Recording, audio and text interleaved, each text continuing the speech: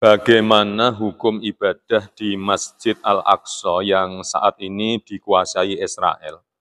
Sementara uang visa otomatis masuk ke negara Israel.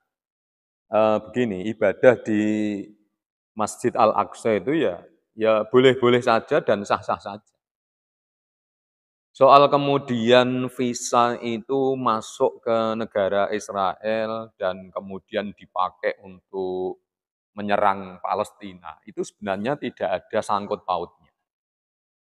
Jadi ibadah di Masjid Al-Aqsa itu satu hal, visa itu adalah satu hal yang lain. Gitu. Memang ketika orang itu bepergian ke negara lain, dia harus punya visa atau membeli visa dari negara yang akan dikunjungi, termasuk ketika akan berkunjung ke Masjid Al-Aqsa. Gitu.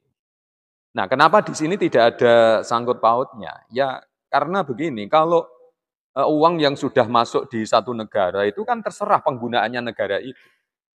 Pembeli tidak ada hubungannya sama sekali.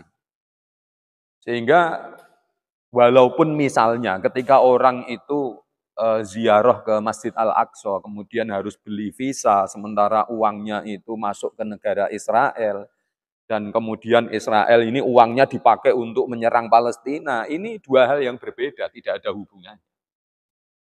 Ya sama seperti begini loh, kalau kita misalnya belanja di satu pedagang. Kemudian oleh pedagang, ketika dia barangnya dijual kepada pembeli, kan dia dapat uang. Nah kalau uang sudah di tangan pedagang itu kan ya bebas, mau dipakai untuk apa saja ya urusan pedagang, tidak ada urusannya sama pembeli.